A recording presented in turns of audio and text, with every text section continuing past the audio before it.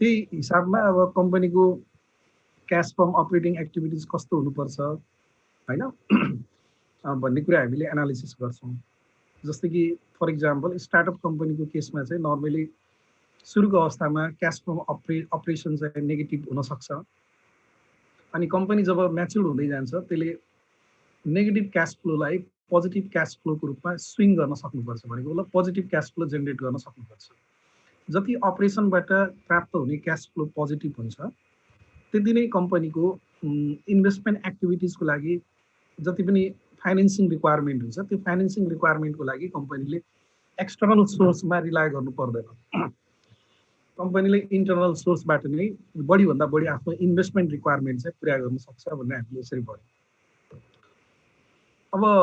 अब यही रिलेटेड अब केही क्वेसनहरू छ यसमा होइन, इन्टरप्रिटेसन गर्नुपर्ने खालको एउटा क्वेसन चाहिँ अहिले सल्भ गरौँ, त्यसपछि अरू हेरौँ। तिमीहरूको केही छ स्पेसिफिक प्रब्लम कसैको छ भने सोध्नु होइन, नभए म एउटा प्रब्लम चाहिँ सल्भ गरिदिन्छु अहिले।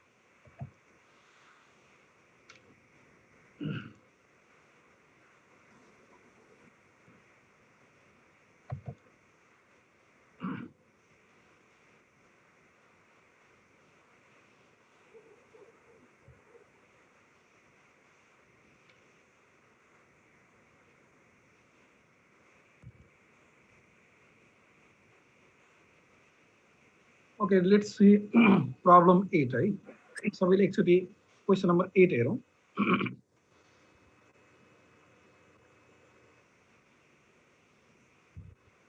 Okay, this one.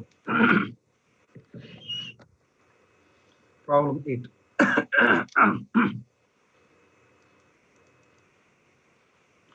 अब यसमा के छ भने बुटवेल company has prepared income statement and balance sheet on 31st December 2017 as follows.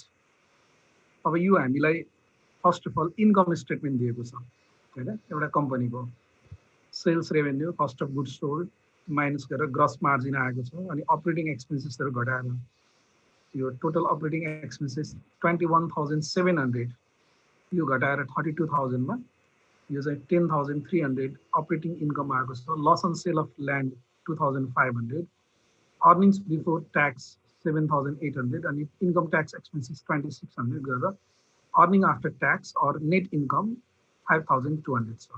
Okay, and then balance sheet. In balance sheet we can observe there are several items of assets and liabilities. Asset र liability को धेरै आइटमहरु यसमा दिएको छ। अब mainly हामीले additional इन्फर्मेसनलाई अलिकति care गरौँ। Land was acquired during the year for ₹70,000.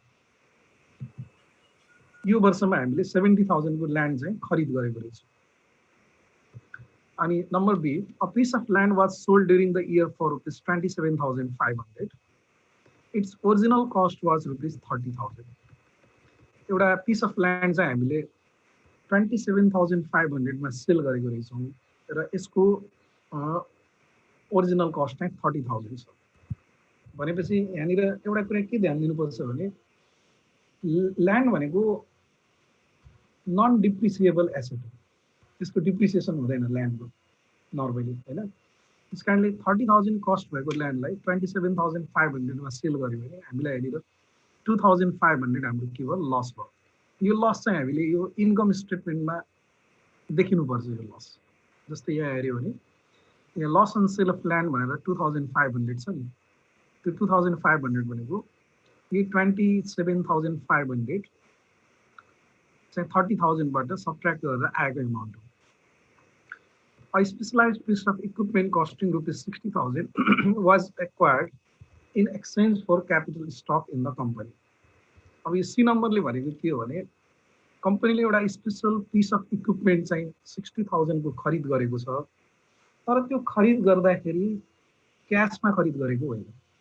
In exchange for capital stock in the company. Capital stock भनेको जस्तै कि कमन स्टकलाई भनेको हैन, कमन स्टक सँग एक्सचेन्ज गरेको भन्ने हामीले बुझ्नुपर्छ। जस्तै इक्जाम्पलको लागि तिमीले यो जुन छ नि क्यापिटल स्टक भनेर हामीलाई यहाँनिर 2,10,000 र 1 लाख दिएको छ। यो 2016 को 1 लाख छ 2016 को 1 लाख डेट हेरौँ अनि 2017 को 2,10,000 छ। अब क्यापिटल स्टक चाहिँ 1,10,000 ले बढेको देखिन्छ हैन। 1,10,000 ले क्यापिटल स्टक बढेको भनेको सेयर इस्यु गरेको। अब यो सेयर इस्यु गर्दाखेरि 1,10,000 को सेयर इस्यु गर्दा तिम्रो डाइरेक्ट यहाँनिर इम्प्याक्ट के छ भने यो सी नम्बरले भनेको 60,000 को इक्विपमेन्ट किनेर हामीले क्यापिटल स्टक चाहिँ दियौँ भनेको अर्थ के भन्दाखेरि यो जुन क्यापिटल स्टक बढेको छ नि त्यो बढेको मध्ये जस्तै बढेको त हामीले इन्क्रिज भएको 1,10,000 देख्छौँ। 1,10,000 मध्ये 60,000 इन्क्रिज भएको के हो भन्दाखेरि इक्विपमेन्टको पेमेन्ट गरेको थियो भनेको इक्विपमेन्ट लिएर हामीले 60,000 को सेयर दिएको। ठिक छ नि, इक्विपमेन्ट लिएर 60,000 को सेयर हामीले दिएको। त त्यहाँनिर 60,000 क्यास फ्लो चाहिँ भएन। इक्विपमेन्ट आयो, सेयर क्यापिटल गयो हैन, क्यासको इन्फ्लो पनि भएन, आउटफ्लो पनि भएन। अब बाँकी जुन 1,10,000 मा 60,000 चाहिँ क्यापिटल इक्विपमेन्टसित एक्सचेन्ज गरेको हो भने बाँकी रहेको जुन 50,000 हुन्छ नि त्यो 50,000 भनेको सेयर क्यापिटल चाहिँ इस्युड फर क्यास हैन, क्यासमा इस्यु गरेको भन्ने बुझ्नुपर्छ बाँकी 50,000। त फाइनेन्सिङ एक्टिभिटिजमा हामीले देखाउँदा क्यापिटल स्टकको जुन इन्क्रिमेन्ट छ नि 1,10,000 देखाउने होइन, किनभने 1,10,000 इन्क्रिमेन्ट मध्येमा त 60,000 इक्विपमेन्ट पर्चेज गर्नको लागि इस्यु गरेको हैन। त्यस कारणले त्यो 60,000 बराबरको इक्विपमेन्ट आयो र सेयर गयो भने त्यहाँनिर क्यासको फ्लो भएन। बाँकी रहेको 50,000 मात्र के भयो, सेयर इस्यु क्यासमा गरेको भन्ने बुझ्नुपर्छ। अनि यहाँनिर अर्को ट्रान्जेक्सन पनि छ। In addition to capital stock issued in exchange for specialised equipment some stocks were sold also sold for cash rupees 40,000 हैन। अनि यसले भन्न खोजेको के भन्दाखेरि वास्तवमा सी नम्बरलाई फेरि डी नम्बरले काट्यो है। जस्तै कि 60,000 को इक्विपमेन्ट सेल गरेको के अरे पर्चेज गरेको, त्यो इक्विपमेन्ट पर्चेज गरे बापत सेयर दिएको, टोटल इन्क्रिमेन्ट 1,10,000 छ। 1,10,000 मा 60,000 इक्विपमेन्टको रूपमा आयो। बाँकी रहेको 50,000 मध्ये 40,000 चाहिँ फेरि क्यासको रूपमा आयो। 50,000 होइन रहेछ है, यसले गरेको क्यासको रूपमा आयो। अनि नम्बर ईमा अर्को के छ भने company paid stock dividend of 10,000। Stock dividend चाहिँ 10,000 तिरेको रहेछ कम्पनीले। स्टक डिभिडेन्ड भनेको बोनस सेयर। कुनै कम्पनीले आफ्नो सेयर होल्डरलाई डिभिडेन्डको रूपमा यदि सेयर दिन्छ भने त्यसलाई हामीले बोनस सेयर वा स्टक डिभिडेन्ड भन्ने गर्छौँ। अब यहाँनिर जुन यो 10,000 को डिफरेन्स देखिन्छ नि, मतलब 60,000 इक्विपमेन्ट पर्चेज बापत इस्यु गरेको प्लस 40,000 क्यासमा इस्यु गरेको 1 लाख भयो, प्लस 10,000 जुन डिफरेन्स देखिन्छ त्यो 10,000 भनेको बोनस सेयर दिएको हो। त्यस कारणले यहाँनिर बोनस सेयर दिँदा पनि कम्पनीको सेयर इस्यु त हुन्छ, स्टक डिभिडेन्ड दिँदाखेरि सेयर इस्यु त हुन्छ तर क्यास इन्फ्लो हुँदैन। त्यही भएर हामीले क्यासमा इस्यु गरेको सेयर क्यापिटल यदि फाइनेन्सिङ एक्टिभिटिजमा देखाउने भने यो 40,000 मात्रै देखाउनु पर्छ। त्यसलाई अहिले फेरि एक्सप्लेन गरौँला। Prepare cash flow statement for the year 2017। पहिला क्यास फ्लो स्टेटमेन्ट बनाउने। अनि the president of the company asked you a question about year end result. He is curious to know that the rupees 5,200 net profit for the year is satisfactory. उसले यो income स्टेटमेन्टमा हेरौँ, income स्टेटमेन्टमा हाम्रो 5,200 चाहिँ profit छ। त्यो profit satisfactory छ कि छैन भन्ने कुरामा उसको चासो रहेछ हैन। अब हामीले के गर्नुपर्ने छ भने write a memo to president to explain why or why not year end result is satisfactory. Year end result satisfactory छ कि छैन भन्ने कुराको हामीले एउटा मेमो, एउटा रिपोर्ट लेख्ने भनेर, मतलब ल्याङ्ग्वेजमा केही कुराहरू लेख्ने। अब यो गर्नुभन्दा अगाडि पहिला त हामीले क्यास फ्लो स्टेटमेन्ट प्रिपेयर गर्नु पर्यो। Now let us make cash flow statement.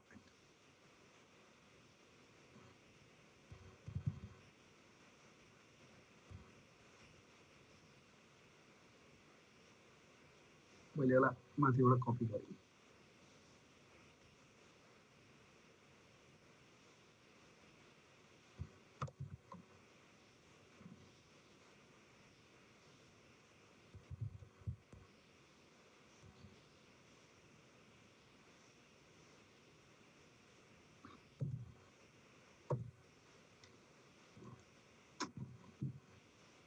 Computer hang हो भएको थियो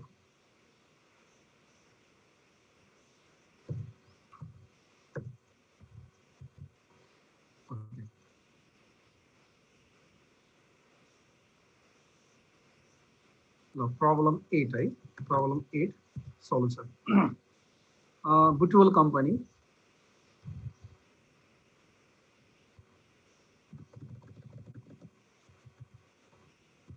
Butwell company statement of cash flow for the year 2017 नै हो latest year चाहिँ 2017 अब यो मैले एकछिन यिनीहरूलाई हटाएँ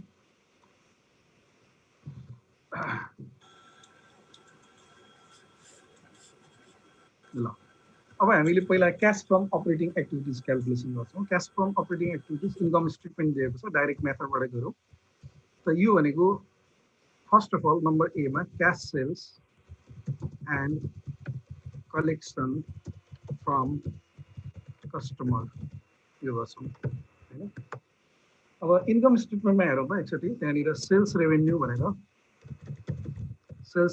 भनेर हामीलाई 89,000 दिएको छ 89,000 इन्फ्लो भयो अनि त्यस्तै गरी अब सेल्ससित रिलेटेड आइटम भनेको ब्यालेन्स सिटमा एकाउन्ट्स रिसिभेबल दिएको छ हैन एकाउन्ट्स रिसिभेबल चाहिँ 2016 मा 18,400 छ र 2017 मा 22,000 छ भनेपछि त्यो इन्क्रिज भएको छ इन्क्रिज इन एकाउन्ट्स रिसिभेबल है कति हुन्छ 22,000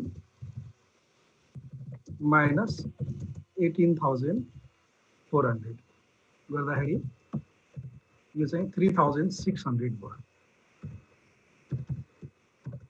3,600 इन्क्रिज भनेपछि त्यो क्याश आउटफ्लो भयो हैन अब सेल्ससित रिलेटेड यो एउटा आइटम मात्रै हो यसलाई हामीले outer कलममा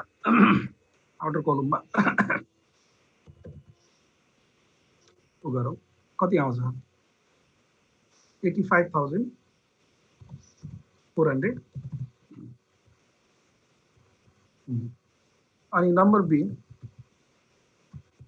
be cash purchase and payment to suppliers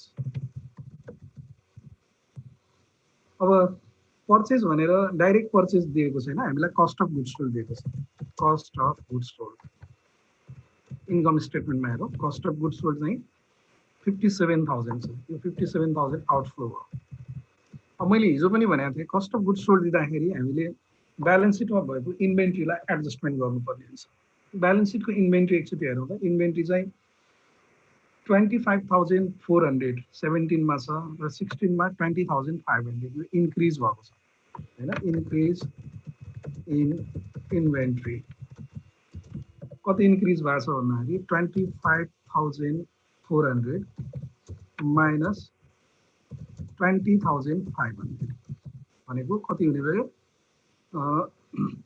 14,900 अब इन्भेन्ट्री इन्क्रिज भयो भने यो हाम्रो आउटफ्लो हुने भयो 4,900 अनि यसमा सप्लायरको पेमेन्टमा हामीले अर्को एडजस्टमेन्ट गर्नुपर्ने लायबिलिटीबाट accounts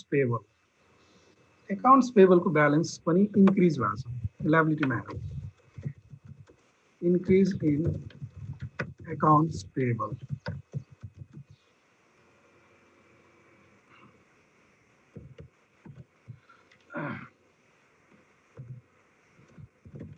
increase in accounts payable सबैले हेरौँ त त्यहाँनिर एकाउन्ट्स पेबलको इन्क्रिमेन्ट चाहिँ 15,300 माइनस 2016 को रुपीज 12,100 अब यो कति आउँछ त 3,200 हैन 3,200 यो इन्फ्लो भयो लायबिलिटी इन्क्रिज भयो भने इन्फ्लो हुन्छ अब यसलाई एफेक्ट गर्ने आइटम यति मात्र हो अब यसलाई क्लोज गरौँ यो कति आउँछ क्याल्कुलेटर युज गरौँ 57,000 प्लस 4,900 माइनस 3,200 गर्दाखेरि यो चाहिँ नेट आउँछ 58,700 यो क्यास आउटफ्लो भयो। अब नम्बर सी मा हामीले payment to employees and other operating expenses यो गर्छौँ। अब यसको लागि हामीले इन्कम स्टेटमेन्टबाट सुरु गरौँ पहिला हैन। पहिला इन्कम स्टेटमेन्ट सुरु गरौँ, त्यसपछि ब्यालेन्स सिटमा के छ भनेर राखौँला। जस्तै कि इन्कम स्टेटमेन्टमा सेल्स हाम्रो गइसक्यो, कस्ट अफ गुड्स सोल्ड पनि गइसक्यो। अब अपरेटिङ एक्सपेन्सेस भनेर पहिलो चाहिँ डिप्रिसिएसन छ। डिप्रिसिएसन डाइरेक्ट मेथडबाट जाँदैन। एडभर्टाइजिङ एक्सपेन्सेस भनेर दिएको छ। Sorry, advertising expenses. Advertising expenses हाम्रो 3200 छ। एडभर्टाइजिङ एक्सपेन्सेस 3200 यो आउटफ्लो भयो हैन। नेक्स्ट आइटम एडभर्टाइजिङ एक्सपेन्सेस पछि स्यालेरी एक्सपेन्सेस छ। स्यालेरी एक्सपेन्सेस हाम्रो 12,000 दिएको छ यसमा। अनि त्यसपछि गएर loss on land of sale छ, के अरे loss on sale of land छ, त्यो जाँदैन। इन्कम ट्याक्स एक्सपेन्सेस छ, त्यो पनि यसमा जाँदैन, अलग्गै टाइटलमा जान्छ। अब ब्यालेन्स सिटमा हेरौँ। ब्यालेन्स सिटमा चाहिँ यो एसेट साइडमा प्रिपेड एडभर्टाइजिङ भनेको छ। एडभर्टाइजिङ एक्सपेन्सेस हामीले एडभान्समा पेमेन्ट गरेको, त्यो के भएको छ भन्दाखेरि बढेको छ। इन्क्रिज इन प्रिपेड एक्सपेन्सेस यो 10,000 भएको छ र 2016 मा यो कति थियो 8,600 थियो, भनेको 1,400 ले बढ्यो। त यो एसेट बढेपछि जहिले पनि आउटफ्लो हुन्छ है, यो पनि भयो। त्यसपछि करेन्ट लायबिलिटिजमा हेरौँ त करेन्ट लायबिलिटिजमा हामीलाई स्यालेरी पेएबल भनेर दिएको छ। स्यालेरी पेएबल चाहिँ 14,000 र 16,400 घटेको छ। डिक्रिज इन स्यालेरी पेएबल यो कति घटेछ भन्दाखेरि 16,400 माइनस 14,000 यो चाहिँ 2,400 ले घटेको छ। स्यालेरी पेएबल घट्नु के तिर्नुपर्ने स्यालेरी घट्यो भनेको अर्थ तिरेर घटेको हैन, त्यस कारणले यो पनि आउटफ्लो हुन्छ 2,400। अब इन्कम स्टेटमेन्टमा जाने आइटम के अरे सरी यो payment to employees and other operating एक्सपेन्सेसमा जाने आइटम यति हो। यसलाई टोटल गरिदिउँ। यो टोटल गर्दाखेरि 12 3 15 1 16 2 18 19 19,000 हुन्छ।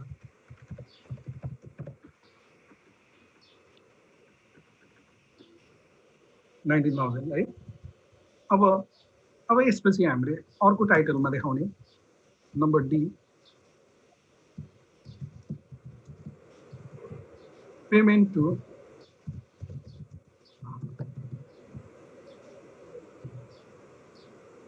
Payment for interest and taxes.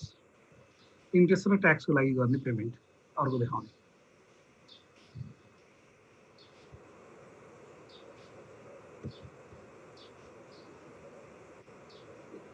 अब यसको लागि पहिला हामी इन्कम स्टेटमेन्टमा हेरौँ। इन्कम स्टेटमेन्टमा इन्ट्रेस्ट पेमेन्ट भनेर त कहीँ केही दिएको छैन हैन।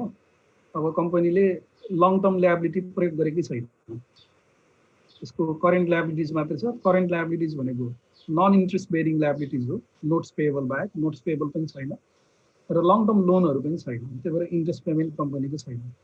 र कम्पनीको त्यहाँनिर इन्कम ट्याक्स एक्सपेन्सेस भनेर इन्कम स्टेटमेन्टमा छ।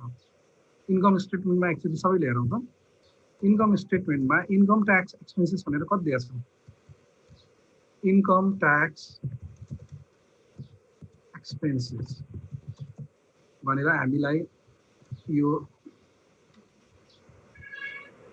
इन्कम स्टेटमेन्टमा 2,600 दिएको छ। 2,600 है। अनि त्यसपछि ब्यालेन्स सिटमा करेन्ट लायबिलिटिजमा हेरौँ। त्यहाँनिर इन्कम ट्याक्स पेएबल भनेर दिएको छ। इन्कम ट्याक्स पेएबल चाहिँ इन्क्रिज भएको छ, 700 बाट 1200 भएको छ। Increase in income tax payable ₹1200 minus ₹700। अब इन्कम ट्याक्स पेएबल तिर्नुपर्ने कर चाहिँ बढ्यो भनेपछि नतिरेर बढेको, यसलाई हामीले इन्फ्लोको रूपमा लिन्छौँ। कति 500 है। अब यसमा जाने आइटम यति नै हो।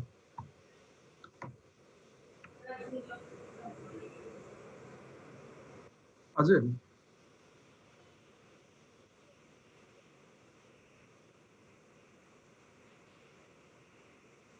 होइन होइन, यस्तो हुन्छ नि, तिमीले त्यसको मिनिङ के हुन्छ भने त्यो आएको हुँदैन भन्ने होइन नि, तिमीले तिर्नुपर्ने खर्च चाहिँ तिम्रो बढ्यो भने नतिरेर बढेको हो भनेपछि त्यो क्यास यदि तिमीले तिरेको भए त क्यास आउटफ्लो हुन्थ्यो होइन। यदि तिमीले तिरेको भए क्यास आउटफ्लो हुन्थ्यो, तर नतिरेको कारणले त्यो क्यास के भयो भने अरू पर्पजको लागि एभाइलेबल भयो क्या, त्यसलाई हामीले क्यास इन्फ्लोको रूपमा ट्रिट गर्छौँ। यहाँनिर हाम्रो 2100 यो भयो। अब यसलाई क्लोज गरौँ त। अब यसलाई चाहिँ यो माथि कति 85,400 positive minus 58,700 negative minus 19,000 negative minus 2,100 negative गर्दाखेरि यो आउँछ रुपिस 700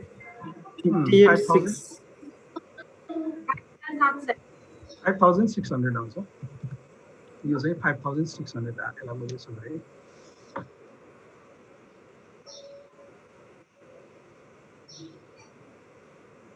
यहाँ तल लेखेँ रुपिस 5,600। यो चाहिँ हाम्रो net cash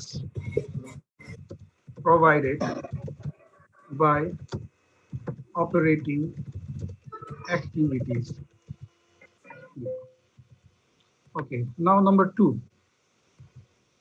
Number 2 ma cash from investing activities calculation. अब cash from investing activities को लागि हामीले डाइरेक्टली ब्यालेन्स सिटमा एसेट साइडमा हेर्छौँ। एसेट साइडमा एकचोटि पहिलो आइटम छ, पहिलो आइटम है।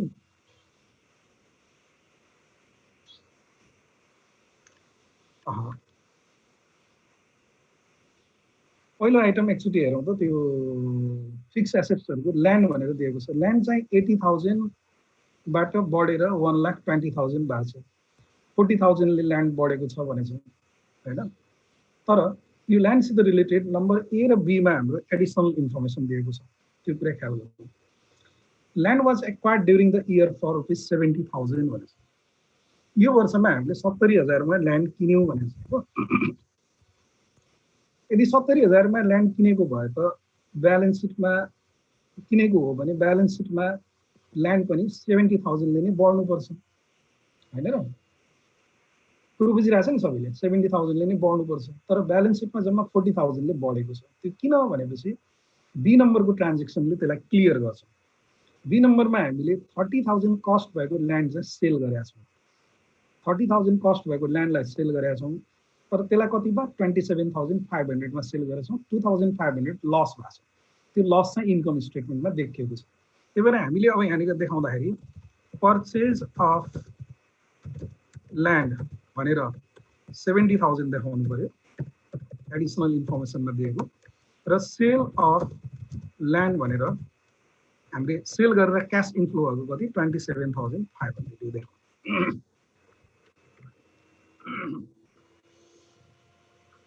ठिक छ नि। अब त्यस्तै गरी गएर अर्को आइटम हेरौँ। अर्को आइटम छ इक्विपमेन्ट। इक्विपमेन्टको केसमा सबैले यो ध्यान दिनु है सबैले। इक्विपमेन्टको केसमा 1,90,000 भएको छ। प्रिभियस इयरमा 1,30,000 थियो। 60,000 ले इक्विपमेन्ट बढेको छ भनेको इक्विपमेन्ट बढेको भनेको नर्मली त्यो पर्चेज गरेको भन्ने बुझिन्छ। ग्रस भ्यालुमा दिएको छ त्यो, किनकि डिप्रिसिएसन पनि त्यहाँ ब्र्याकेटमा छ हैन। अब त्यो 60,000 ले जुन इक्विपमेन्ट पर्चेज गरेको छ नि, त्यो इक्विपमेन्ट कसरी पर्चेज गरेको छ भने एडिसनल इन्फर्मेसन नम्बर सीमा हेर्नुहोस् एडिसनल इन्फर्मेसन नम्बर सीमा के भनेको छ a piece of equipment costing rupees 60,000 was acquired in exchange for capital stock in the company हामीले 60,000 को इक्विपमेन्ट पर्चेज गर्यौं तर त्यो पर्चेज गरेर हामीले क्याश दिएनौं हामीले के दियौं कम्पनीको शेयर दियौं त्यसकारणले यहाँनिर क्याशको इनफ्लो र आउटफ्लो केही पनि भएन त्यही भएर यो इक्विपमेन्टलाई राख्नु पर्दैन ख्याल गरौँ है सबैले यस्तो कुराहरू यो हिडन ट्रान्ज्याक्सनहरू हुन्छ त्यही भएर ध्यान दिनुपर्छ अब रह्यो कुरा डिप्रिसिएसनको जस्तै कि तिमीले ब्यालेन्स सिटमा हेर त एक्युमुलेटेड डिप्रिसिएसन भनेर लास्ट इयर 63,500 थियो अनि 2017 मा 70,000 छ एक्युमुलेटेड डिप्रिसिएसन चाहिँ 6,500 बढेको छ अब यो एक्युमुलेटेड डिप्रिसिएसन बढ्नु भनेको यो वर्ष डिप्रिसिएसन काटेर बढेको 6,500 त्यही 6,500 तिमीले इन्कम स्टेटमेन्टमा देख्छौ डिप्रिसिएसन एक्सपेन्सेस भनेर इन्कम स्टेटमेन्टमा मैले यहाँ देखाइदिएँ सबैलाई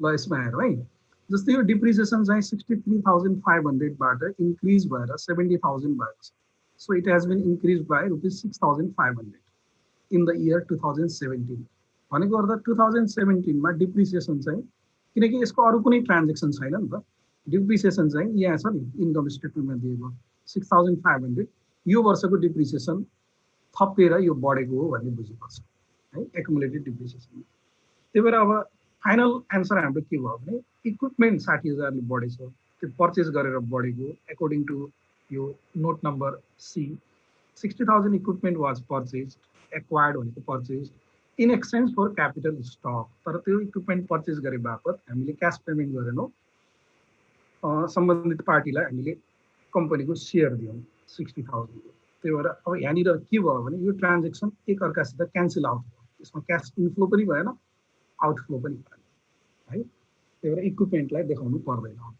त्यस कारणले अब यो एसेट साइड के सरी इन्भेस्टिङ एक्टिभिटिजमा जाने यति नै आइटम छ अब यसलाई क्लोज गरौँ यसलाई क्लोज गर्दा कति आउँछ यो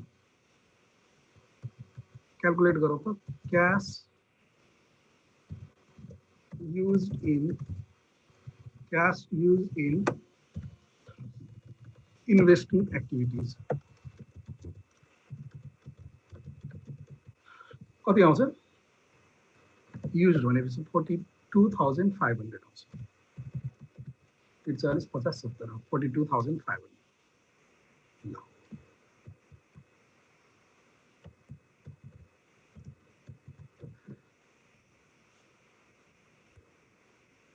भने अब हामी त्यस्तै गरी यो कटेछ यसलाई मैले तल गरेँ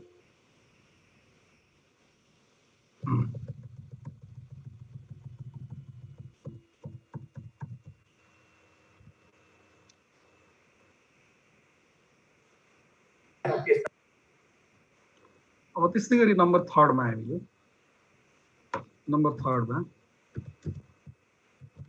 cash from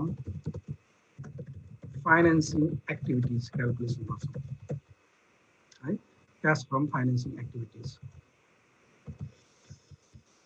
अब फाइनान्सिङ एक्टिभिटीज भन्ने बित्तिकै हामीले ब्यालेन्स सिटको लायबिलिटी साइडमा हेर्छौं लायबिलिटी साइडमा अब लोनहरु लिएको दिएको केही पनि छैन एउटा आइटम छ त्यहाँनिर एउटा आइटम के छ भने क्यापिटल स्टक मैले अघि नै भनेको थिएँ यो है क्यापिटल स्टक चाहिँ हाम्रो 1 लाखबाट बढेर 2,10,000 भएको छ शेयर इस्यु गरेर बढेको तर त्यो सबै 1,10,000 चाहिँ क्याशमा इस्यु गरेको छैन है 1,10,000 मध्ये नम्बर सी को 60,000 क्वेशन देखाएँ मैले यो ख्याल गर है 1,10,000 शेयर बढेको छ यो 1,10,000 हैन 1 लाख टु 2,10,000 हुनु 1,10,000 शेयर बढेको छ त्यो 1,10,000 शेयर कसरी बढेको हो भन्दाखेरि 60,000 इक्विपमेन्ट किने बापत त्यो पार्टीलाई शेयर दिएको हैन 40,000 क्याशमा इस्यु गरेको तर 10,000 चाहिँ स्टक डिभिडेन्ड दिएको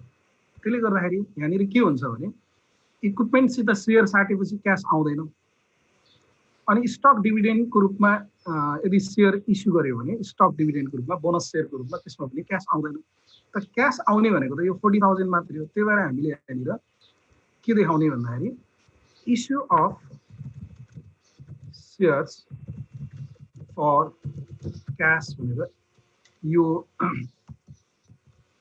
40,000 लाई मात्र देखाउने 40,000 चाहिँ हाम्रो इनफ्लो हो है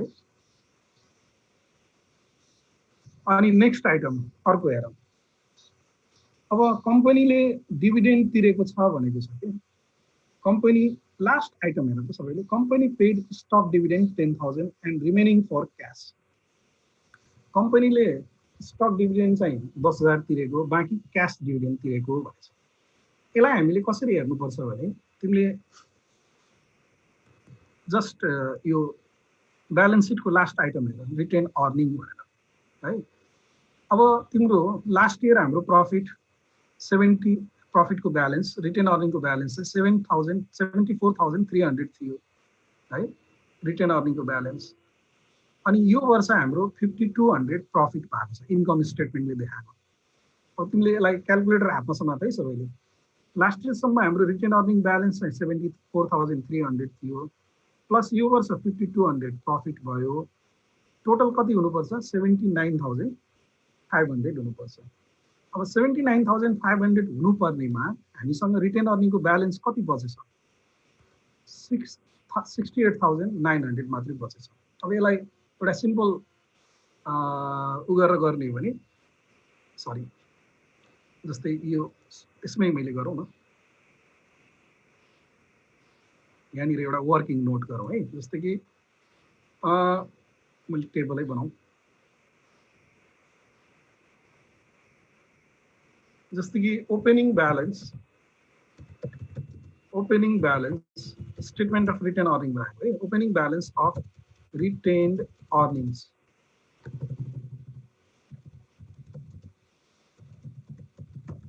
रिटेन अर्निङको ओपनिङ ब्यालेन्स चाहिँ हाम्रो कति रे 74,300 छ है हेरौँ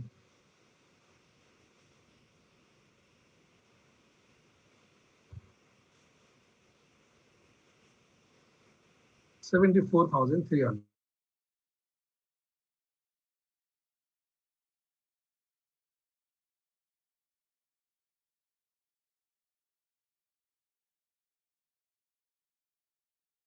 हामीले प्रॉफिट कमाछौँ कति 5,200 इन्कम स्टेटमेन्टमा हेरौँ त्यसलाई हामीले प्रॉफिट फर द इयर भनेर यसलाई जोड दियौँ यहाँनिर 5,200 अब यो जोड्दाखेरि टोटल हाम्रो कति हुन्छ 79,500 हुन्छ हैन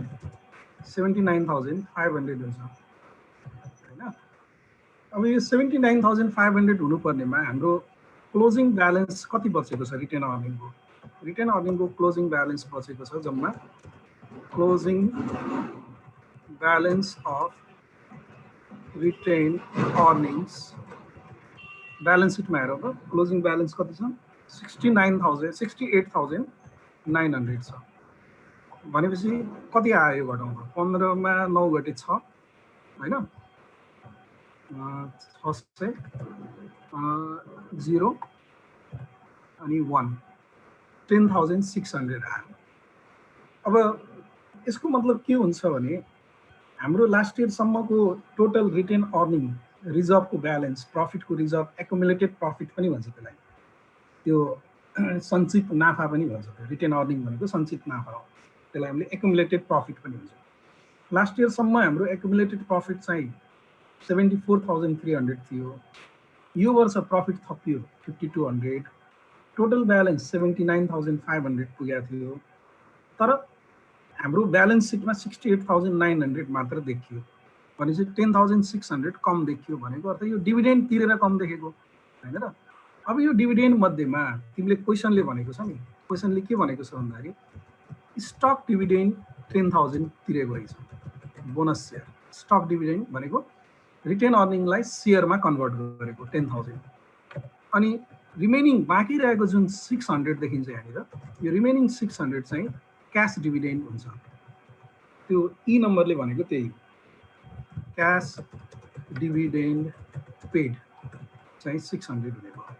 ई नम्बरमा जुन भनेको छ नि, company paid stock dividend ₹10,000 and remaining for cash. Stock dividend 10,000 तिर्यो र बाँकी चाहिँ क्यासको रूपमा डिभिडेन्ड दियो भनेको, यो बाँकी भनेको यो 600लाई भन्न खोजे हो, यसलाई ख्याल गरौँ। अब हामीले यहाँनिर डिभिडेन्डको रूपमा क्यास फ्लो भनेको त जम्मा यही मात्र भयो होइन, 600 मात्र भयो। त्यस कारणले यसलाई हामीले यहाँनिर डिभिडेन्ड क्यास डिभिडेन्ड पेड भनेर, क्यास डिभिडेन्ड पेड भनेर 600 देखाउँछौँ। ल यसलाई अब क्लोज गरौँ। यो आउँछ कति, 39,400 आउँछ है। ल अब यो 39,400 आएपछि हाम्रो क्यास फ्रम फाइनेन्सिङ एक्टिभिटिज भयो होइन। यो 39,400 cash from financing activities positive छ। पोजिटिभ भनेकोले यो क्यास फ्रम भयो।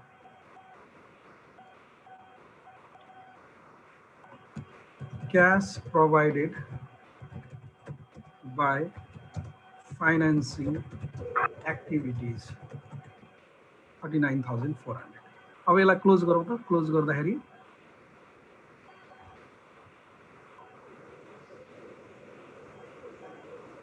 के आउँछ, 5,600 पोजिटिभ, नेगेटिभ 42,500 र पोजिटिभ 39,400 गर्दाखेरि यो पोजिटिभ कति आयो, 2,500 पोजिटिभ आयो होइन। ठिक छ नि होइन calculation. Increase in cash and cash equivalents भनेर हाम्रो 2,500 पोजिटिभ आयो। अब यसमा ओपनिङ ब्यालेन्स अफ क्यास जोडौँ। कति छ opening balance of cash, balance sheet हेरौँ है। ब्यालेन्स सिटमा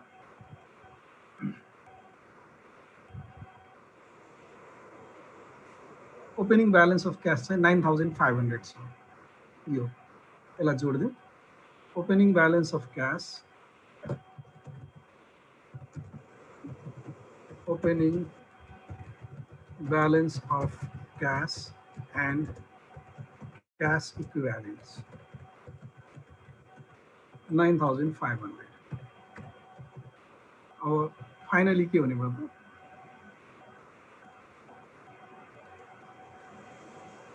क्लोजिङ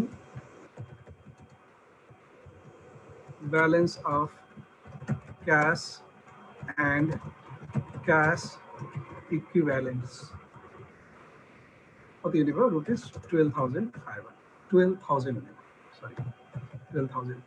त्यसरी हामीले क्यास फ्लो स्टेटमेन्ट प्रिपेयर गर्छौँ। ल यो क्यास फ्लो स्टेटमेन्टमा कहीँ केही नबुझेको र केही क्युरियोसिटीहरू छ भने सोध है। त्यसपछि अनि बल्ल हामी नम्बर 2 को इन्टरप्रिटेसन गर्छौँ। यसमा यो क्यालकुलेसनमा कहीँ केही नबुझेको र केही क्युरियोसिटीहरू छ भने सोध्ने।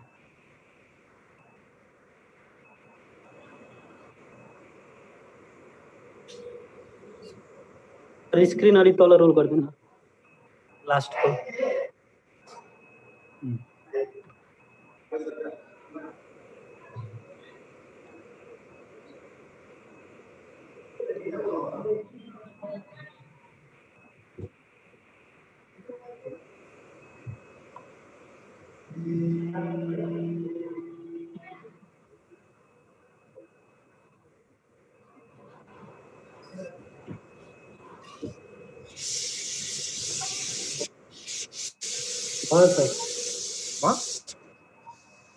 ओके।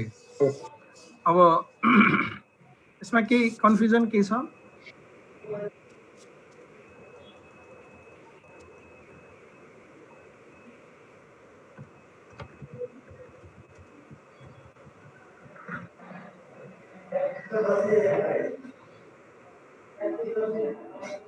ओके, अब यसैको 2 नम्बरमा 2 नम्बरमा हेरौँ है सबैले। अब हामीले यहाँनिर धेरै कुराहरू विचार पुर्याउनुपर्छ। पहिलो कुरा है, the president of the company, कम्पनीको प्रेसिडेन्टले, the president of the company asked you a question about the year end result. अब यो इयर इन रिजल्टको बारेमा एउटा जिज्ञासा उसले राखेको छ कम्पनीको चेयरम्यानले है। He is curious to know that ₹5200 net profit for the year is satisfactory.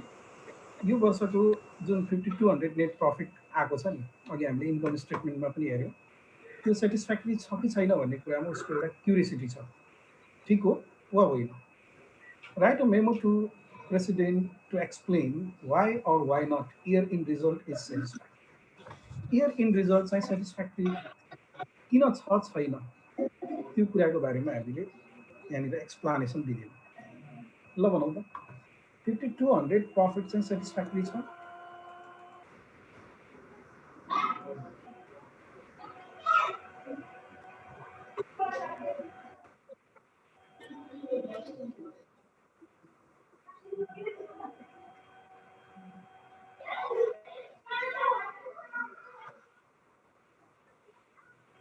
कोही बोल्दैन त।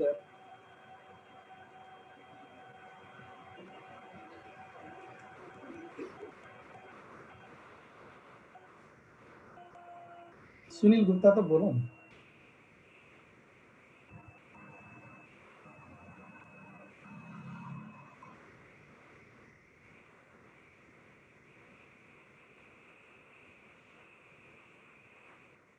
छैन?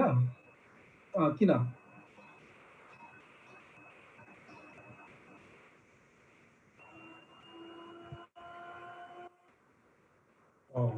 एकदम राइट एन्सर। मैले हिजो भनेको त्यही हो कि कम्पनीको 2017मा इन्भेस्टमेन्ट रिक्वायरमेन्ट एकदम हाई छ। नेट इन्भेस्टमेन्ट पनि कम्पनीको टोटल चाहिँ 42,500 इन्भेस्टमेन्ट भएको देखिन्छ होइन यहाँनिर हो।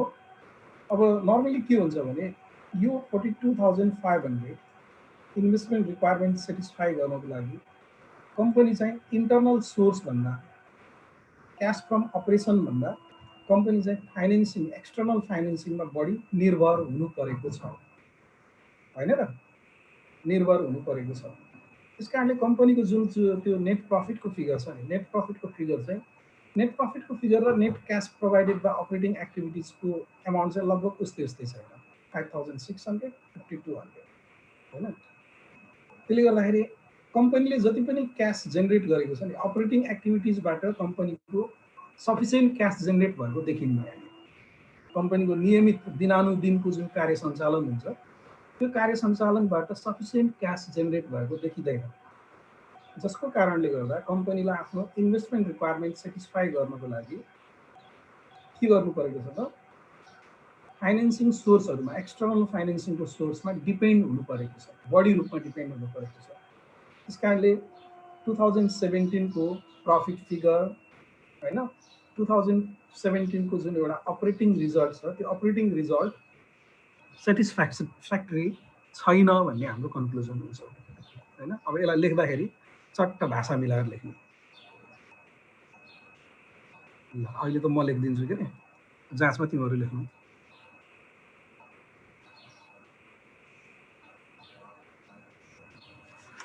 है। ल अब हामीले के कुरा बुझ्नु पर्यो भन्दाखेरि the year and operating result of the company does not seem to be satisfactory. Does not seem to be satisfactory. It is because that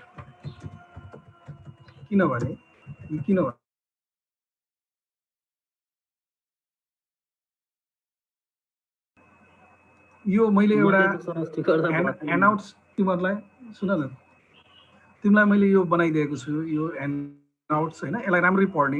यो मैले हिजो गरेको र आज पनि भन्ने कुराहरू यसमा छ, यसमा डिटेलमा छ थ्योरी सहित होइन। रेसियोहरू पनि विभिन्न प्रकारको रेसियोहरू कसरी क्याल्कुलेट गरेको छ भनेर दिएको छ। यो चाहिँ राम्ररी पढ्ने र बाँकी प्रब्लमहरू अर्को हप्ता आउँदाखेरि सल्भ गरेर आउने है। यो मैले मेल गरिदिन्छु आज सबैलाई। त्योभन्दा पहिला चाहिँ अलिकति यो पढौँ। Okay, before interpreting the cash flow statement, we simply noted that we have to think of the specific circumstances of the company. In which stage of growth the company is operating, हैन? company कुन growth को कुन stage मा operate भइरहेको छ। एउटा beginning company हो कि startup company हो कि matured company हो कि त्यो कुरालाई हामीले consider गर्नुपर्छ भन्यो। Now that is not only sufficient, त्यो मात्र sufficient होइन। किनभने हामीले क्याश फ्लो स्टेटमेन्ट बनाइसकेपछि त्यो क्याश फ्लो स्टेटमेन्टमा विभिन्न न्युमेरिकल फिगरहरू हुन्छ। त्यो न्युमेरिकल फिगरहरूको बिचको रिलेसनसिपलाई पनि हामीले ध्यान दिनुपर्ने हुन्छ। विभिन्न न्युमेरिकल फिगरहरूको बिचको रिलेसनसिपलाई एनालिसिस गरेर हामीले केही म्यासेजहरू दिन सक्छौँ। जस्तै अघि मैले एउटा एनालिसिस त मैले अघि यही गरेँ कि तिमीले यो यसमा ह्याप्पी हो भने न्युमेरिकल फिगर अलिकति युज गरेछु मैले। Cash from operating activities to cash from investing activities ratio. The ratio of cash from operating activities to cash from investing activities चाहिँ जम्मा कति छ 13.18% छ भन्ने यो एउटा नम्बर हो। यो नम्बरले के देखाउँछ भन्दाखेरि कम्पनीको नेट इन्भेस्टमेन्ट रिक्वायरमेन्ट मध्ये जम्मा 13.18% मात्र अपरेसनबाट पुरा हुन्छ। बाँकी नियर अबाउट 87% हैन, नियर अबाउट 87% रिक्वायरमेन्ट चाहिँ कम्पनीले फाइनेन्सिङ एक्टिभिटिजबाट पुरा गर्नुपर्छ है। त यो एउटा नम्बर हो कि यस्तै नम्बरहरू हामीले क्याल्कुलेट गर्छौँ, विभिन्न प्रकारको नम्बरहरू। त each number in a statement of cash flow provides useful information. So managers should derive the meaningful insight by examining the relationship among numbers. अब कस्तो कस्तो नम्बरहरूको रिलेसनसिप हामीले गर्ने हो, जस्तै यहाँ हेरौँ। एउटा हामीले क्याल्कुलेसन गर्न सक्ने cash flow margin. Cash flow margin भनेको के हो भन्दाखेरि cash from operating activities divided by sales हो। Cash from operating activities divided by sales. अब यदि क्याश फ्लो मार्जिन हाई छ भने त्यसको अर्थ हामीले के बुझ्छौँ? जस्तै कि मानौँ न यो क्याश फ्लो मार्जिन चाहिँ मानौँ फर इक्जाम्पल 20% आयो। यदि कुनै कम्पनीको क्याश फ्लो मार्जिन चाहिँ 20% छ भने त्यसको मतलब के बुझिन्छ त? कम्पनीले आफ्नो रेगुलर अपरेसनबाट हैन सेल्सको 20% बराबर क्यास चाहिँ जेनेरेट गर्न सकेको छ भन्ने बुझिन्छ। त्यही भएर एउटा म्यानेजरले जहिले पनि क्याश फ्रम अपरेटिङ एक्टिभिटिज र सेल्सलाई कम्पेयर गरेर whether the cash flow margin has been increased during the current year as compared to the past year or not, हैन करेन्ट इयरमा पास्ट इयरको तुलनामा अहिले करेन्ट इयरमा क्याश फ्लो मार्जिन बढेको छ कि छैन त्यो हेर्छ। त्यही भएर हाम्रो गोल के हो, पर्पोज के हो भन्दाखेरि to increase the cash flow margin. As much as you can increase the cash flow margin that is better. That means the company is able to maximize the sales and control the cash expenses, हैन कम्पनीले sales maximise गर्न सकेको छ र cash एक्सपेन्सेसलाई minimise गर्न सकेको छ भन्ने बुझिन्छ। यो क्याश फ्लो मार्जिन यो हाई हुनुपर्छ। अर्को छ तिम्रो cash from operation to current liabilities ratio. यो रेसियो पनि इम्पोर्टेन्ट रेसियो। अब यो भनेको त सिम्पली क्याश फ्रम अपरेसन वा net cash provided by operating activities divided by current liabilities गर्छौँ, हैन। त म्यानेजरले के गर्छ भन्दाखेरि net cash provided by operating एक्टिभिटिजलाई कम्पनीको करेन्ट लायबिलिटिजको इन्डिङ ब्यालेन्ससित पनि कम्पेयर गर्ने गर्छ। जस्तै हाम्रो यो क्वेसनमा एकचोटि हेरौँ। जस्तै यो क्वेसनमा चाहिँ करेन्ट लायबिलिटिजको इन्डिङ ब्यालेन्स भनेको 30,500 छ। यो 30,500 भनेको त के हो त? यो त एक वर्षभित्र तिर्नुपर्ने रकम हो नि त, हैन र? यो एक वर्षभित्र तिर्नुपर्ने रकम हो 30,500। र यो तिर्नुपर्ने रकम भनेको करेन्ट लायबिलिटिज भनेको मतलब नै 1 इयरभित्र तिर्नुपर्ने हो, हैन? यो तिर्नुपर्ने रकम भनेको त क्याशबाट तिर्ने हो। यदि कम्पनीको अपरेसनले सफिसियन्ट क्याश जेनेरेट गरेन भने यो तिर्न गाह्रो हुन्छ कम्पनीलाई, हो कि हैन? त्यही भएर जस्तै यो क्वेसनमा हाम्रो क्याश फ्रम अपरेटिङ एक्टिभिटिज जम्मा कति आएको छ अरे 5,600 आएको छ भनेपछि कम्पनीलाई तिर्नुपर्ने 30,500 छ। अपरेसनबाट 5,600 मात्रै क्याश जेनेरेट भएको छ भनेको मतलब कम्पनीले आफ्नो यो वर्षभित्र तिर्नुपर्ने ल्याबिलिटी पनि तिम्रो अपरेसनबाट तिर्नको लागि अपरेसनबाट क्यास जेनेरेट गर्न सकेको छैन। त्यस कारणले यो रेसियो के हुन्छ भन्दाखेरि net cash provided by operating activities current liabilities भन्दा बढी हुनुपर्छ। If the net cash provided by operating activities is greater than the current liabilities, it indicates the company did generate enough operating cash flows to pay its bill at the end of the year. वर्षको अन्तमा तिर्नुपर्ने दायित्वहरू ल्याबिलिटिजहरू भुक्तानी गर्नको लागि payment गर्नको लागि कम्पनीले आवश्यक पर्ने जति पनि क्यास छ त्यो क्यास भनेको आफ्नो रेगुलर अपरेटिङ एक्टिभिटिजबाट नै जेनेरेट गर्न सकेको छ भन्ने हुन्छ। त्यसबाट यहाँनिर क्यास फ्रम अपरेसनको करेन्ट ल्याबिलिटिज रेसियो हामीले क्यालकुलेसन गर्छौँ। त्यसपछि अरू रेसियोहरू छ, यसमा रेसियो त जति बनाए पनि हुन्छ क्या, यो टु यो भनेर बनाए पनि हुन्छ। त्यही भएर त्यो सबै डिस्कसनमा जम्मै नल्याउँ होइन, त्यसलाई तिमीले रेसियोको नाम हेरेर त्यसको काम चाहिँ बुझ्नुपर्ने हुन्छ। अब फ्री क्यास फ्लो भन्ने हुन्छ अर्को। अब नर्मली यसको मैले डिटेलिङ चाहिँ जम्मै त्यो ह्यान्डआउट्समा छ, ह्यान्डआउट्समा राम्ररी पढ्ने। फ्री क्यास फ्लो भनेको के हो भने जस्तै कि कम्पनीले आफ्नो अपरेसनबाट जेनेरेट गरेको क्यासबाट होइन, क्यास फ्रम अपरेसन भन्छ जसलाई, वा cash flow from operating activities पनि भन्छ, वा cash provided by operating activities पनि भन्छ।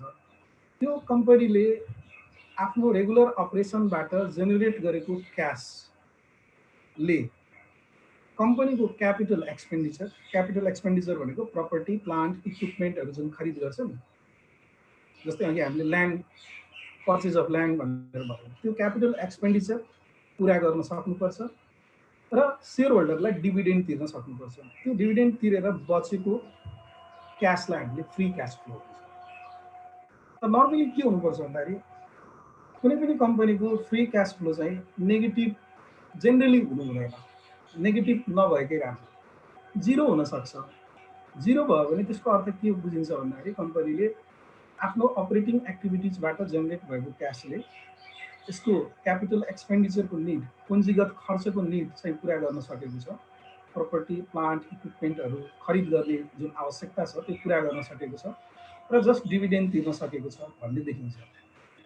यदि फ्री क्यास फ्लो चाहिँ पोजिटिभ भयो भने त्यसको अर्थ के हो भन्दाखेरि यो क्यापिटल एक्सपेन्डिचर र डिभिडेन्ड रिक्वायरमेन्ट पुरा गरेर पनि अपरेसनबाट जेनेरेट भएको क्यासले अरू रिक्वायरमेन्ट पनि पुरा गर्नको लागि क्यास एभाइलेबल छ भन्ने।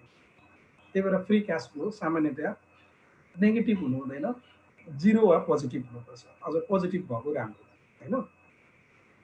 पोजिटिभ भयो भने त्यस्तो कम्पनीले अझ के गर्न सक्छ भन्दाखेरि लोनहरूको पनि रिपेमेन्ट गर्न सक्छ यदि लोन क्यापिटल युज गरेको छ भने होइन। अब नेगेटिभ हुनु हुँदैन भन्नेको तात्पर्य फेरि यहाँनिर फेरि तिमीले त्यही कुरालाई ध्यान दिनुपर्छ क्या। कम्पनी स्टार्टअप हो कि म्याच्योर कम्पनी, स्टार्टअप कम्पनी हो यसमा त फ्री क्यास फ्लो नेगेटिभ हुनसक्छ। कम्पनीको यो क्यास फ्रम अपरेसन चाहिँ क्यापिटल एक्सपेन्डिचर र डिभिडेन्ड पेमेन्ट गर्न सफिसियन्ट नहुन सक्छ। तिमीले यहीँ हेर न, यसमै यो क्वेसनमै हेरौँ, कम्पनीको क्यास फ्रम अपरेसन 5600 छ, यसको नेट क्यापिटल एक्सपेन्डिचर कति छ? ल्यान्ड पर्चेज र सेल गरेको नेट क्यापिटल एक्सपेन्डिचर 42,500 छ र क्यास डिभिडेन्ड पेमेन्ट गरेको 600 छ। यो दुईवटा आवश्यकता अहिले पुरा गर्नै सकेको छैन, त्यसबाट नेगेटिभ छ। यस्तो केस के हुन्छ भने सामान्यतः स्टार्टअप कम्पनीको केसमा फ्री क्यास फ्लो नेगेटिभ हुनसक्छ। त्यसलाई चाहिँ नराम्रो हामीले मान्दैनौँ है। त्यसको लागि अब फेरि अघि लेखेको जस्तै गरेर लजिक दिनु। अनि अर्को तिम्रो छ अर्निङ क्वालिटी भन्छ, यसलाई क्वालिटी इन्कम रेसियो पनि भनिन्छ। यो क्वालिटी इन्कम रेसियोले क्यास फ्रम अपरेसन र नेट इन्कमको रिलेसनलाई देखाउँछ। यसको धेरै फर्मुला छ, त्यो धेरै फर्मुला मध्ये मैले यो फर्मुला युज गर्छु। यसलाई सिम्पली यो इन्ट्रेस्ट र डिप्रिसिएसनलाई हटाएर CFO divided by net income मात्र पनि गर्छ कतिपय केसमा, क्यास फ्रम अपरेसन र नेट इन्कम बिचको रिलेसन होइन। अब तिम्रो नेट इन्कम भनेको सबै नेट इन्कम क्यासमा एभाइलेबल हुन्छ भन्ने छैन होइन। किनभने नेट इन्कम क्यालकुलेसन गर्दा त हामीले नन क्यास इन्कम र नन क्यास एक्सपेन्सेसलाई पनि कन्सिडर गर्छौँ, नन क्यास इन्कमलाई पनि जोड्छौँ, नन क्यास एक्सपेन्सेसलाई पनि घटाउँछौँ। खालि क्यास इन्कम र क्यास एक्सपेन्सेसलाई मात्र जोड्ने घटाउने गर्दैन नेट इन्कम क्यालकुलेसन गर्दा। तर यो रेसियो बढी हुनु राम्रो मानिन्छ, किनभने यदि यो रेसियो बढी छ भने त्यसको अर्थ के हुन्छ भने कम्पनीले आफ्नो नेट इन्कमलाई नेट इन्कमभन्दा बढी क्यासमा ट्रान्सफर्मेसन गर्न सफल भएको छ भन्ने बुझिन्छ होइन। क्यास फ्रम अपरेसन चाहिँ नेट इन्कमभन्दा बढी भयो भने यसको मतलब के हो भन्दाखेरि the company is capable of translating its net income into cash to a greater degree. Net इन्कमलाई क्यासमा ट्रान्सलेसन गर्न धेरै हदसम्म कम्पनी सफल छ भन्ने बुझ्छ। त्यसैलाई हामीले क्वालिटी इन्कम भन्छौँ। अब कम्पनीको कस्तो हुन्छ भने नेट इन्कम भनेको 1 करोड रुपियाँ नाफा भयो भनेको हुन्छ, तर त्यो 1 करोड रुपियाँ क्यासमा एभाइलेबल हुँदैन कतिपय केसमा, त्यो राम्रो होइन होइन। त्यही भएर जति नेट इन्कम जति बढी क्यासमा एभाइलेबल हुन्छ क्यास फ्रम अपरेसनमा, त्यति नै हामीले के बुझ्नुपर्छ भन्दाखेरि company is capable of translating its net income into cash to a greater extent. यो तरिकाले हामीले इभ्यालुएसन गर्छौँ। अब यस्तै अरू प्रकारको रेसियोहरू छ, तिमीहरूले यो मैले मेल गरिदिन्छु, यो चाहिँ राम्ररी पढ्नु। हजुर बाँकी भोलि पढौँला सर। एउटा टपिकमा कुरा गर्न थियो कि हजुरसँग। मैले पनि त्यही भनेको, बाँकी भोलि पढौँला है। सर भोलि भन्दा अर्को हप्ता। सर यो फाइनान्स कि हामीले सर केही पनि बुझेनौँ कि यो तरिका भएन सर पढाउनेमा। अब मेजर सब्जेक्ट फाइनान्स लिएर पढेछौँ, केही बुझेकै छैन। मैले तपाईँलाई अस्ति नै पनि भनेको थिएँ फाइनान्स केही एकाउन्ट केही बुझिनँ भनेर। सर फाइनान्स पनि त्यस्तै छ, केही बुझेकै छैन। अब सर केही सोल्युसन के भएको छ प्रब्लम? तिमीले मैले पढाएको एकाउन्ट बुझेछौ कि बुझेछौ? फेरि मलाई पनि कम्प्लेन गर है फेरि। होइन, तपाईँले पढाएको एकाउन्ट बुझेछ भन्ने होइन कि सर। एकाउन्ट हामीले त्यो सरले पढाएको बुझ्दैनौँ कि सर। टिचर चेन्ज गरौँ। के छ प्रब्लम भन त सर। न क्वेसन दिनुहुन्छ हामीलाई। अब हामी यति टाढा छौँ, अब बुक के कलेजमा गएर बुक ल्याउन पोसिबल छैन, फोटो खिचेर पठाइदिनु सर भन्दा। अब त्यो अरूको बुक फोटो खिचेर पठाइदिँदा मैले पठाइदिँदा मिल्दैन, त्यो भ्यालिड हुन्न भन्नुहुन्छ होइन। अब बुक कसरी ल्याउने? अनि सोल्युसन अलरेडी गरेको हुन्छ, अलरेडी एन्सरमा जानुहुन्छ। प्रोसेस पहिला मैले गरेर भन्छु, अनि पहिला मैले गरेर त्यो क्वेसन भ्याउँछु, अनि तिमीलाई मैले कसरी आयो भनिदिन्छु भन्छ। त्यो त तरिका होइन नि त सर। हामीले सुरुबाट बुझ्दै गए पो, अनि थ्योरी पनि के पढाउनु सर बुझ्दैन, कसैले पनि बुझ्दैन। मैले एउटा क्वेसन सोधेँ है त, सरले न्युमेरिकल के सोल्युसन फाइल देखाउनुहुन्छ? सोल्युसन फाइल होइन, पहिला धमाधम आफूले गरेर भ्याउनुहुन्छ, अनि बल्ल कहाँबाट आयो भनिदिनुहुन्छ कि। ल ठिक छ। अब भोलि मैले मिटिङ राखेको छु यही सन्दर्भमा। अब फर्स्ट सेमेस्टर पनि क्लास भ्याउँला। अब भोलि म कुरा गरौँला एकचोटि। अब त्यस्तै भयो भने अब तिमीहरूको चन्द्र सर चाहिँ लङ टर्मसम्म हुँदैन। अब चन्द्र सरको के छ भने त्यो ब्याक पेनको कारणले गर्दा ऊ बिस्तारमै सुतेर पढाउने अहिले है। काठमाडौँ छ, ट्रिटमेन्ट गरिरहेको छ, डेली डक्टरको जानुपर्छ, अनि थेरापी गर्न। अब त्यसले गर्दाखेरि उसको अब लङ टर्म चाहिँ त्यो फिजिकली प्रेजेन्स भएर पढाउने स्थिति पनि नहोला होइन। अब हामीले ह्युमेन एस्पेक्टबाट पनि त्यो हेर्नु पऱ्यो। त्यही भएर अब तिमीहरूलाई अल्टिमेटली अब दसैँसम्म त यस्तै होला। दसैँ तिहार पछि चाहिँ अब टिचरै चेन्ज हुन्छ। अब त्यस्तै पऱ्यो भने अब एकाउन्ट कसैलाई दिएर फाइनेन्स मैले नै पढाउँला वा केही गरौँला। अब बेटर अल्टरनेटिभ। अब म भोलि मिटिङमा कुरा चाहिँ राख्छु। पढेर भ्याइन्छ नि त, दसैँसम्म त धेरै पढेर भ्याइन्छ नि त सर। दसैँ आउनु त कति छ र? अब 10 दिन पनि छैन। एकचोटि त पनि अब त दसैँपछि कुरा गरिहाल्नु नि। यस्तो छ क्या, तिमीले यति कुरा कसरी बुझ्दैौ भन्दाखेरि मेरो रिक्वेस्ट है, तिमीले मलाई सेकेन्ड सेमेस्टरमा पनि भनेको थियौ होइन। अब चन्द्र सर नराम्रो टिचर, इनक्यापेबल टिचर होइन होइन। त्यो अब कस्तो भने यो गएको 1 वर्षदेखि उसलाई चाहिँ फिजिकली अलिकति टर्चर भयो कि ट्रिटमेन्टको कारणले। उसको ब्याक पेनको यो स्पाइनल कर्ड छ नि, त्यसले गर्दाखेरि अब हिँड्नै नसक्ने स्थिति भएर अहिले बेडमा छ एकदमै टोटली काठमाडौँ। अब त्यस्तो बेलामा अब हामीले अलिकति भन्न पनि अप्ठ्यारो हुने। अहिले मैले तिमीलाई रियल कुरा गरेको है, फेरि यसलाई ह्युमेन एस्पेक्टबाट हेर। अब अल्टिमेटली चन्द्र सरले पढाउँदैन त्यो, किनभने अब काठमाडौँ बस्नै भइसकेपछि यहाँ आउँदैन होइन। अब अहिले फर द टाइम बिङ हामीले त्यो नै गर्न लाग्यो। अब त्यही पनि मिटिङमा म भोलि त कुरा राख्छु। भोलि मैले अनलाइन मिटिङ राखेको साँझ सबैको टिचरहरूको। अनि अब यो सबै कुराहरू रिभ्यू हुन्छ। अब तिमीले फिडब्याक दियो, ठिकै छ, म त्यो कुरा गर्छु एकचोटि है प्रकृति। ल आजलाई यति।